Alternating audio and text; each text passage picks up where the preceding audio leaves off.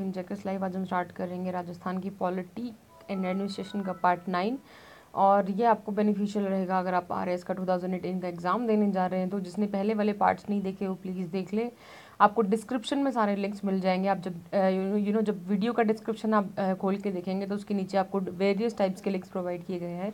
Even daily GK quiz का भी link provide किया गया है जो आपको वेबसाइट पे हर रोज़ करंट अफेयर्स या जीके क्विज़ होती है, आप उसको देख सकते हैं, कर सकते हैं, आप अपना स्कोर जनरेट कर सकते हैं जो कि आपको हेल्पफुल रहेगा अगर आप किसी भी कॉम्पिटिटिव एग्जाम्स में बैठने जा रहे हैं तो। ठीक है, अभी हम चलते हैं।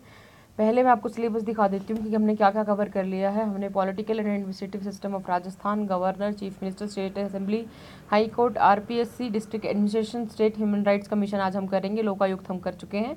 और बाकी जो स्टेट इलेक्शन कमीशन और इन्फॉर्मेशन कमीशन बचा है ये कल हम नेक्स्ट लेक्चर में ख़त्म कर देंगे, जो कि आपका syllabus for Rajasthan polity and administration ख़त्म हो जाएगा। ठीक है, यही था आपका जो RPSC के द्वारा मेंशन है। ओके, नेक्स्ट हम चलते हैं राजस्थान ह्यूमन राइट्स कमीशन की तरफ। ये protection of human rights act बना था 1993 में, उसी ने प्रोवाइड किया था कि एक नेशनल ह्यूमन राइट्स कमीशन भी होगा, बट एक हर स्टेट में स्टेट ह्यूमन राइट कमीशन भी होगा जो कि एक लेवल मतलब किस पे काम करेगा, स्टेट लेवल पे काम करेगा।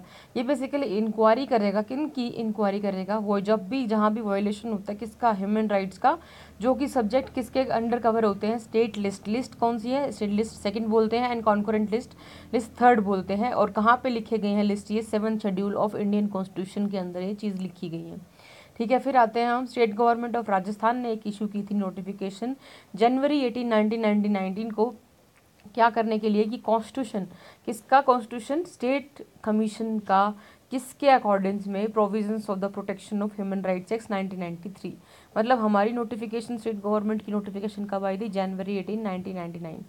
कमीशन ने बेसिकली फंक्शनल कब हुआ था, फंक्शनल हुआ था राजस्थान के अंदर 23 मार्च 2000, मतलब 23 मार्च 2000 में हुआ था। ये फंक्शनल हुआ था with the appointment of justice Kanta Kumari Bhatnagar as the first chairman along the. पहले मैं इनको प्लीज़ नोट कर लेना, ह्यूमन राइट्स की कमीशन की ये बेसिकली चेयरमैन थी जस्टिस कांता कुमारी भटनागर। ठीक है, पहली चेयरमैन थी। और इनके साथ श्री ये जो RK अकौडिया और BL जोशी एंड आलम शाह खान ये सपोर्टिंग मेंबर्स थे उस पर। तो ये क्वेश्चन सपोर्टिंग मेंबर्स भी पूछ सकते हैं कि सपोर्टिंग मेंबर्स कौन थे, तो प्लीज़ इसका नाम नोट कर लीजिएगा। और अभी प्रेजेंटली श्री प्रकाश तातिया हैं हमारे जो चेयरमैन हैं इनके जो राजस्थान ह्यूमन राइट्स कमीशन के प्रेजेंटली जो चेयरमैन हैं। ओके, तो प्लीज़ इसको नोट कर लीजिए। अब हम आते हैं कि स्टेट ह्यूमन राइट कमीशन में क्या क्या होता है। अब जैसे मैंने आपको बताया कि ह्यूमन राइट्स एक्ट 1993 के अकॉर्डिंग ही प्रोवाइड किया गया था नेशनल लेवल और स्टेट लेवल पे। तो मैं आपको बता दूं कि 25 स्टेट्स ने उस टाइम पे कॉन्स्टिट्यूट किया था अकॉर्डिंगली ऑफिशियल गेजेट के थ्रू, नोटिफिकेशंस के थ्रू कि स्टेट ह्यूमन राइट्स बनाएंगे जो कि आपकी वायोलेशन होगी जहाँ भी ह्यूमन राइट्स की with respect to the subjects mention in the state list and the concurrent list. ठीक है, in this 7th schedule of constitution. तो अब हम आते हैं, अगर ऐसा ऑलरेडी इंक्वायर किया जा रहा है नेशनल ह्यूमन राइट्स कमीशन में या फिर कोई एनी अदर स्टैट्यूटरी कमीशन में, तो ह्यूमन राइट्स उन जो स्टेट का ह्यूमन राइट्स कमीशन है उसमें इंक्वायरी नहीं करेगा। प्लीज़ इसको नोट कर लीजिएगा। देखते हैं कॉम्पोजिशन आपको पता है कि मल्टी मेंबर बॉडी होती है, चेयरपर्सन होता है और 2 मेंबर्स होते हैं इसके। तो चेयरपर्सन और मेंबर्स को कौन अपॉइंट करता है, appointed by governor on the recommendation of, ये रिकमेंडेशन पूछे जाते हैं कि रिकमेंड कौन करता है गवर्नमेंट को, that is chief minister, speaker of legislative assembly, home minister, state home minister, leader of opposition of legislative assembly. तो प्लीज़ इनको नोट कर लीजिए। ये पूछते हैं कि कौन इनको रिकमेंड करता है गवर्नर को, किसको अपॉइंट करने के लिए, चेयरमैन और 2 मेंबर्स को अपॉइंट करने के लिए। अगर हमारे पास लेजिस्लेटिव काउंसिल भी है, अगर काउंसिल है तो काउंसिल का चेयरमैन भी आ जाएगा। ठीक है, और leader of opposition of council भी इसमें ऐड हो जाएंगे। लेकिन राजस्थान के पास है नहीं, तो राजस्थान के पास क्या है, सिर्फ असेंबली है। तो असेंबली की स्टेट लेजिस्लेटिव के स्पीकर और अपने क्या होंगे, लीडर ऑफ अपोजिशन। अगर हमारे पास क्या होता, लेजिस्लेटिव काउंसिल भी होता, तो हम इन दोनों मेंबर्स को और भी हेड कर लेते। ठीक है, एक सिटिंग जज ऑफ हाई कोर्ट या एक सिटिंग जस्टिस जो आपके बेसिकली डिस्ट्रिक्ट जज होते हैं वो भी अपॉइंट कर सकते हैं, उनको भी अपॉइंट कर सकते हैं only after the consultation of the chief justice of the high court of the concern state. ठीक है, चेयरपर्सन बेसिकली और ये मेंबर्स होते हैं ये 5 साल के लिए अपॉइंट होते हैं और until the age of 70 years, या तो 70 साल के पहले हो जाए या फिर आपके 5 साल इनका टेन्योर पूरा हो जाए। और मैं आपको बता दूं कि एलिजिबल नहीं होते रीअपॉइंटमेंट के, दोबारा इनकी रीअपॉइंटमेंट नहीं हो सकती। और किसी भी स्टेट गवर्नमेंट या सेंट्रल गवर्नमेंट के अंदर इनकी नहीं हो सकती। और मैं बता दूं आपको, ह्यूमन राइट्स के appointed by the governor but removed by the president. ये पूछा जाता है हमेशा कि भाई अपॉइंट तो चलो गवर्नर ने कर दिया, लेकिन रिमूव कौन करता है? प्रेसिडेंट। ठीक है, प्रेसिडेंट बेसिकली रिमूव करता है ऑन द सेम ग्राउंड्स, जो आपके ग्राउंड्स मेंशन किए गए हैं, chairperson of the national human rights commission. ठीक है, जो कि हम पॉलिटी एंड कॉन्स्टिट्यूशन में पढ़ेंगे। अगर और वैसे जो बेसिकली जो चेयरपर्सन के लिए ग्राउंड्स हैं वो जो रिमूवल के लिए हैं वो क्या है आपके पास? बेसिकली 5 ग्राउंड है, मेंशन है कि या तो इंसॉल्वेंट हो, या फिर ऐसी कोई पेड एम्प्लॉयमेंट बाहर इसके ऑफिस के बाहर कोई ले ले। नेक्स्ट इज इन अनफिट हो कंटिन्यू करने के लिए अपने ऑफिस को, या फिर अनसाउंड माइंड हो, या फिर ऐसे कोई सेंटेंस या कन्वेक्टेड हो जहाँ पे उसको जेल में गया हो, तो फिर उसको नहीं बन सकता है कभी भी, वो रिमूव हो सकता है इन ग्राउंड्स के ऊपर। नेक्स्ट इज अगर हम देखें तो प्रेसिडेंट है वो रिमूव कर सकता है चेयरपर्सन को या अदर मेंबर्स को on the ground of misbehaviour and incapacity in this के। और अगर इन दोनों केसेस की बात है तो प्रेसिडेंट को ये जो बेसिकली आपका मैटर है सुप्रीम कोर्ट को देना पड़ता है इंक्वायरी के लिए, और सुप्रीम कोर्ट इंक्वायरी के बाद बताता है कि इस पर्सन को रिमूव कर दो या ना कर दो। ठीक है, जो सैलरीज अलाउंसेज और कंडीशंस है ये determined by the state government. ठीक है, तो ये तो थे आपके important facts about the Rajasthan, या फिर आप कह सकते हैं any other state human rights commission. तो प्लीज़ इनको नोट कर लीजिएगा, जो मैं आपको नोट करवाने के लिए बोलती हूँ, यहीं से क्वेश्चन बनते हैं। अब हम कुछ पढ़ लेते हैं कि फंक्शंस क्या हैं बेसिकली कमीशन के। ठीक है, ये बड़े ही इंपॉर्टेंट फंक्शन, कमीशन फंक्शंस भी आपको पता होने चाहिए कि बेसिकली एक तो ह्यूमन राइट्स का जहाँ भी वायोलेशन होता है उनमें इंक्वायरी का काम यही करते हैं पब्लिक सर्वेंट के अगेंस्ट, या फिर कोई भी अगर स्वयं मोटो देना है, या फिर कोई पिटिशन है इनके आगे, या फिर ऑर्डर है कोर्ट का, तो इनको ये करना पड़ता है। और इंटरवीन करने का काम है इनका, allegation of the violation of human right pending before a court. अगर किसी किसी कोर्ट के सामने पेंडिंग पड़ी है ह्यूमन राइट्स की वायोलेशन की कोई भी, तो ये इंटरवीन कर सकते हैं, ये जेल को विजिट कर सकते हैं, डिटेंशन प्लेसेस को विजिट कर सकते हैं, वहाँ की कंडीशंस को देख सकते हैं, कॉन्स्टिट्यूशनल और लीगल सेफ गार्ड्स अगर देखा जाए तो उनको रिव्यू कर सकते हैं। किसके लिए? ह्यूमन राइट्स की प्रोटेक्शन के लिए। ठीक है, या फिर उनकी जो इनकी रिकमेंडेशंस हैं उनके इफेक्टिव मेजर्स के लिए। नेक्स्ट इज ये रिव्यू कर सकते हैं कि आपकी फैक्टर्स होते हैं जो क्या किसके लिए, जहाँ पे टेररिज्म है दैट इज या आपको पता चल रहा है, जैसे फॉर एग्जांपल किसी भी ऐसे एरिया में जहाँ पे टेररिज्म है और वहाँ पे नॉर्मल ह्यूमन राइट्स का अगर वायलेशन हो रहा है, तो वहाँ पे भी क्या कर सकते हैं? रिव्यू कर सकते हैं, अंडरटेक कर सकते हैं, प्रमोट कर सकते हैं research in any field of human rights.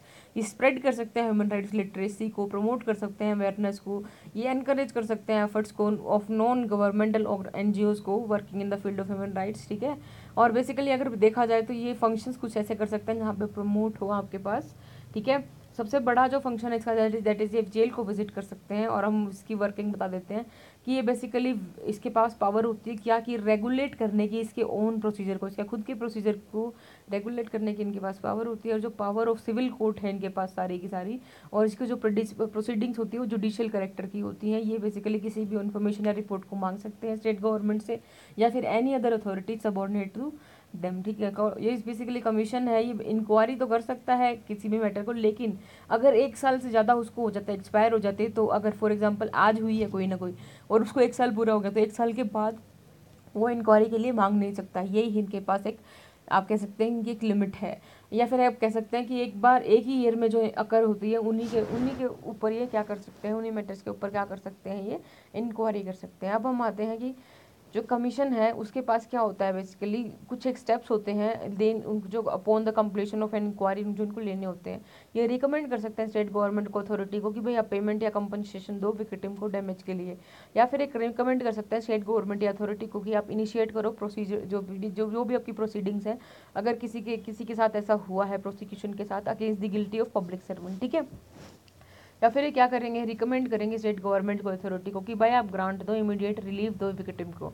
Next is ये अप्रोच कर सकते हैं सुप्रीम कोर्ट को या हाई कोर्ट को, अगर ऐसा नेसेसरी डायरेक्शन ऑर्डर्स या रिट्स बेसिकली अगर इशू हुए हैं तो।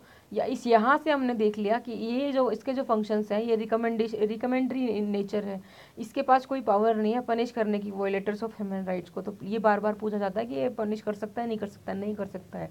इसकी जो रिकमेंडेशंस है वो बाइंडिंग नहीं स्टेट गवर्नमेंट के ऊपर, बट जो एक्शंस है बेसिकली रिकमेंडेशंस पे अगर देखा जाए तो ये इसकी 1 मंथ के अंदर इसको लेने होते हैं। इन्फॉर्म्ड जो basically it should be informed, अगर कुछ ऐसा होता है तो इसको 1 मंथ के अंदर रिकमेंडेशंस के या फिर एक्शंस है बेसिकली उसको 1 मंथ के अंदर बताना होता है। नेक्स्ट मैं आपको बताती हूँ कि ये कमीशन है बेसिकली एनुअल और स्पेशल रिपोर्ट स्टेट गवर्नमेंट को सबमिट करता है हर साल। ये रिपोर्ट्स बेसिकली स्टेट लेजिस्लेचर के आगे रखी जाती हैं।